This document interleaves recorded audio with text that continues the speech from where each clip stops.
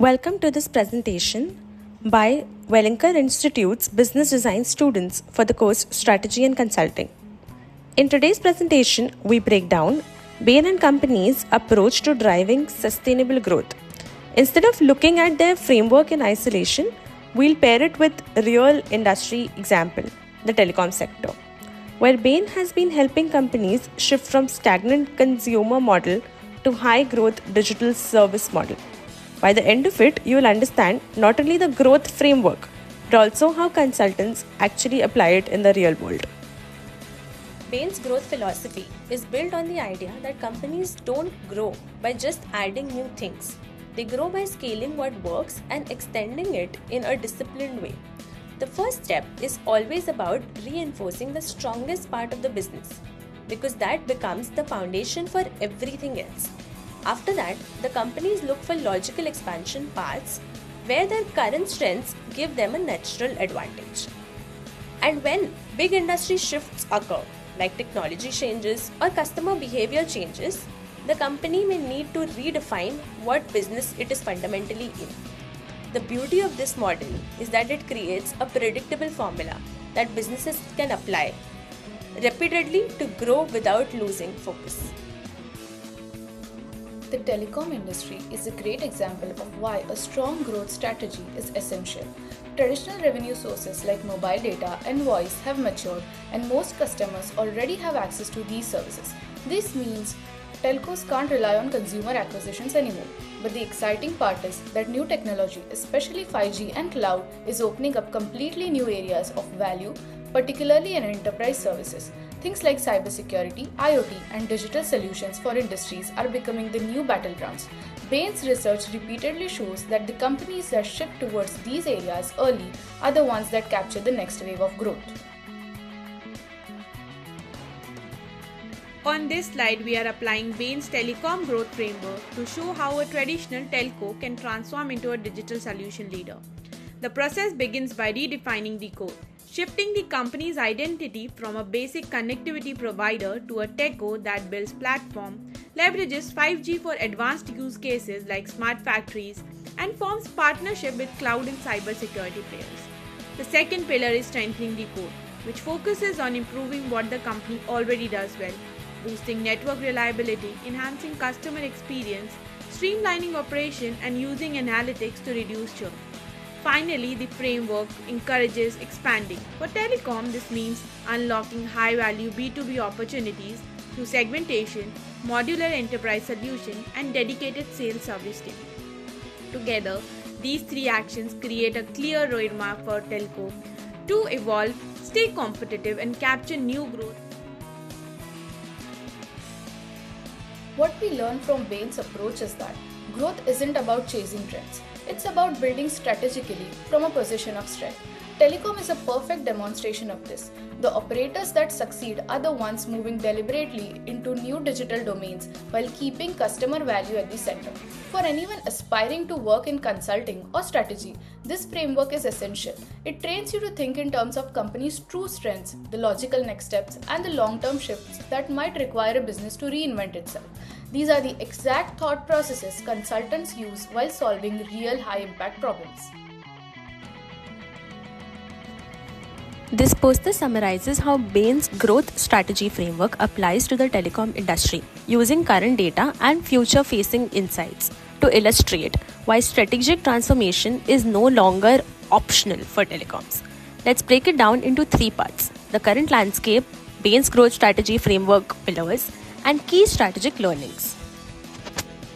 To understand why the telecom operators must rethink their growth strategy, we must start with the global landscape. The telecom industry generated about $1.14 trillion in service revenue in 2023 across fixed and mobile services. However, this number is expected to grow only moderately, reaching around $1.3 trillion by 2028, with a CAGR of under 3%. This low growth highlights a fundamental issue. Traditional telecom revenue pools are flattening. At the same time, the ecosystem around telecom is expanding rapidly. We already have 2.8 billion 5G subscribers as of Q3 of 2025. And beyond consumer usage, 5G is also emerging as the backbone for enterprise applications like private networks, industrial automation, and network slicing. Even more significant is the IoT explosion. With 18.8 billion connected IoT devices in 2024, projected to surpass 21 billion in 2025, this represents one of the biggest new addressable markets for telcos. From smart factories to supply chain sensors, connected mobility. In short, while traditional connectivity is slowing, digital and enterprise-led opportunities are accelerating. Bain's Telecom Growth Strategy Framework. This brings us to Bain's growth strategy model, which outlines how telecom operators can unlock sustainable value. Strengthen the core. Bain emphasizes that growth begins with reinforcing the core. In telecom, this means improving network quality, reducing operational complexity, and elevating customer experience. Bain's research shows that companies leading in CX typically grow 4 to 8% faster than their competitors. So, customer experience isn't just a soft metric, it's a measurable driver of commercial performance. The second component is adjacency expansion. Here, the data is clear.